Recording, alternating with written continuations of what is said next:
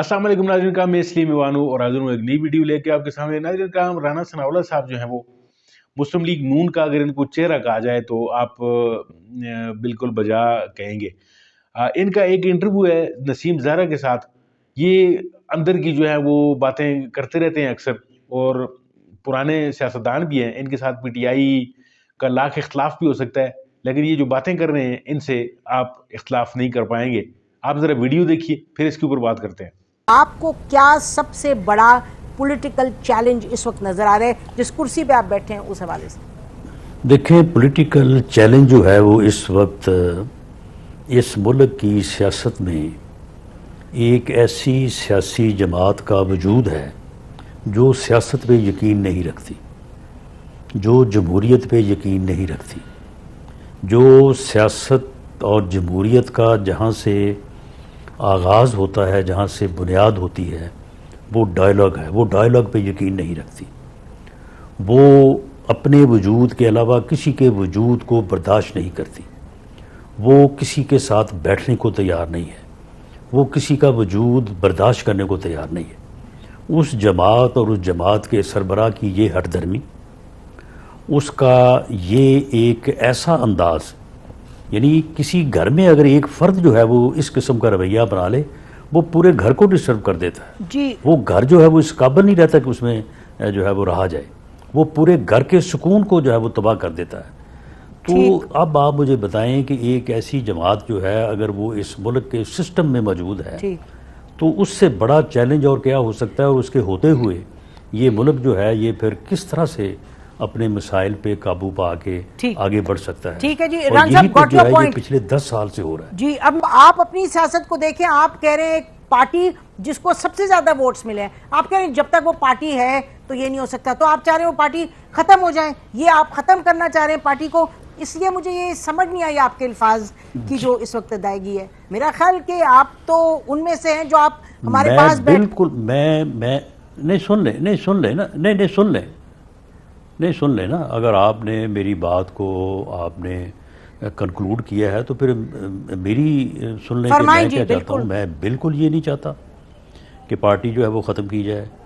मैं बिल्कुल ये नहीं चाहता कि उनके साथ जो है वो तजावुज़ किया जाए, उनके साथ जो है वो उनके ख़िलाफ़ झूठे मुकदमे बनाए जाएं, उनको सज़ा दी जाए। मैं बिल्कुल इन चीज़ों में बिल्कुल मेरा मौक़िफ़ जो है वो बिल्कुल ये है कि उनके साथ जो है वो मेरिट होना चाहिए। गो उन्होंने हमारे साथ क्या किया उसके बावजूद, लेकिन मैं ये चाहता हूँ कि ये सियासी जमात अपना जो सियासत का ढंग है, जो पॉलिसी है, उसको चेंज करे। ये बैठे, मैं आज भी कहता हूँ कि there is no option with PTI और बानी PTI except to sit with political party. ठीक है, ये अग्री करते हैं जब तक वो सियासी जमातों के साथ नहीं बैठेंगे, बिल्कुल डायलॉग इज द ओनली, कोई हल ही नहीं है उनके लिए। वो जितनी मर्जी जद्दोजहद करते रहें, जितनी मर्जी जो है वो अपना जो है वो लड़ाई लड़ते रहें, ये इस मुल्क की तारीख गवाह है कि पीपल्स पार्टी जो है वो उन लोगों के साथ बैठी बिल्कुल उस वक़्त की आमरीत को जो है वो फेस करने के लिए, जो लोग भुट्टो की फांसी में जो है वो यानी फ्रीक थे।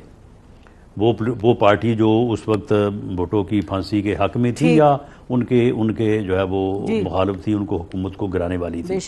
तो मामला ये है कि मैं तो पिछले 6 माह में मैंने को मेरा ख्याल है कि 600 मरतबा ये बात ठीक है, इसकी बिल्कुल हम तायद करते हैं। आपने बहुत मरतबा मामला ये है कि यही वो बदकिस्मती है कि जो मीडिया की तरफ से जो है वो यानी गैर जानबदारी अपनी दिखाने के लिए जो है वो नाइंसाफ़ी की जाती है। आप मुझे बताएं कि बजाय इसके कि आप इस बात को अप्रिशिएट करें कि हम गुफ्तगू करना चाहते हैं और उनको आप जो है वो कंडेम ना करें या उनको आप उनसे मुतालबा करें कि वो बैठें और बात करें, क्योंकि जमहूरियत में तो बात शुरू ही यहाँ से होती है। डायलॉग जो है वो जमहूरियत का पहला जीना है। तो आप ये कहते हैं कि जी देखिए जी आपने ये कर दिया तो आपने ये नहीं किया, फलां नहीं किया, आप ऐसे करें वैसे करें। मामला ये है कि जब प्राइम मिनिस्टर जो है वो on the floor of the house یہ کہے کہ ہر معاملے پہ بات کرنے کو تیار ہے، آپ ایجنڈا آپ بنائیں، آپ نے جس معاملے سے بات شروع کرنی ہے وہیں سے شروع کر لیتے ہیں۔ وہ ہاؤس میں آئے، آ کے اپوزیشن کی جو لیڈرشپ آگے بیٹھی ہے ان سب سے جا کے ان کی ٹیبل کے اوپر ہاتھ ملائے۔ کبھی عمران خان صاحب نے 4 سال میں ایسا کیا تھا؟ ہاتھ ملائے، اس کے بعد اپنی سیٹ پہ آگے کہے کہ جی ہر معاملے پہ، جس معاملے پہ جیل پہ بات کرنی ہے جیل پہ کر لیتے ہیں، کیس پہ کرنی ہے کیس پہ کر لیتے ہیں، آپ ایجنڈا بنائیں کریں بات۔ اور اس کے بعد وہ عمر ایوب صاحب نے جو آگے سے جو ہے وہ پھر پھول کھلائے، یہ وہ گفتگو ہے، اس قسم کی وہ گفتگو ہے جس وجہ سے جو ممبر نامزد ہوئے ہیں گوہر خان ایک سینئر وکیل کے ہوتے ہوئے، اس کی وجہ یہ ہے کہ جب گوہر خان اور علی ظفر جو ہے وہ اس قسم کی گفتگو، اس قسم کی گالیاں، اس قسم کی آگ نہیں برسا سکتے جو ریکوائرمنٹ ہے ان کی، تو اس لیے پھر وہ پیچھے ہو رانا جاتے ہیں۔ صاحب ناظرین کرام، ویڈیو آپ نے ملاحظہ فرمائی جس طریقے سے ویڈیو میں رانا ثناءاللہ صاحب جو ہیں وہ اس بات کا برملا اظہار کر رہے ہیں کہ جی پی ٹی آئی کو جو ہے سیاسی جماعتوں کے ساتھ بیٹھ کر بات کرنی چاہیے، یعنی ان کا ایک قسم کا ملتجیانہ قسم کا لہجہ آپ دیکھ رہے ہیں کہ جی پی ٹی آئی بات کیوں نہیں کر رہی اور عمران خان صاحب بات کیوں نہیں کر رہے، یعنی ان کو اب پہلی مرتبہ ایک ایسے شخص سے یا ایک ایسی سیاسی جماعت سے پالا پڑا ہے کہ جو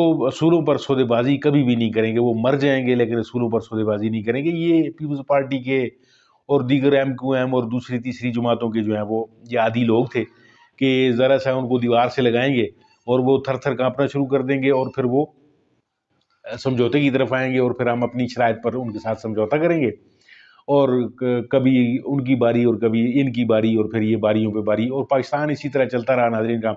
اور آج جو تباہی اور بربادی کے جو ڈیرے لگے ہوئے ہیں اس پاکستان میں، یہ صرف اور صرف انہی سودے بازیوں، انہی سمجھوتا بازیوں اور انہی چیزوں کے جو ہے وہ نتیجے کے طور پر ملک عزیز کی حالت بنی ہوئی ہے۔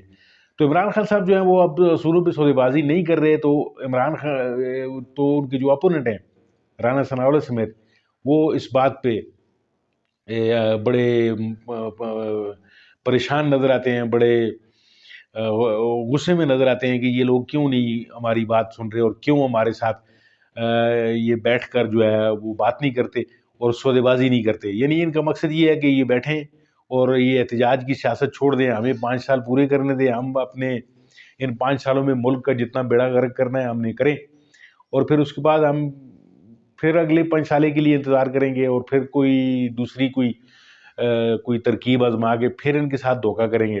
تو یہ دھوکے باز لوگ جو ہیں وہ اسی سلسلے میں اسی طرح ہی سوچتے ہیں، تو دیکھتے ہیں کب تک یہ سوچتے ہیں، کب تک یہ سلسلہ ہے، اور خان کب تک جیل میں جو ہے وہ آج تک تو جو ہے وہ بالکل ثابت قدم ہے۔ اب دیکھتے ہیں اس کے بعد کیا ہوتا ہے۔ ناظرین کا بہت بہت شکریہ ویڈیو دیکھنے کے لیے، امید ہے آپ کو ویڈیو یہ اچھی لگی ہوگی۔ اگر اچھی لگی آپ کو لائک کیجئے، اسے میرے چینل کو سبسکرائب کیجئے۔ ملتے ہیں آپ کے ساتھ کسی اور ویڈیو کسی اور موضوع کے ساتھ، تب تک کے لیے دیجیے اجازت۔ اللہ حافظ و ناصر۔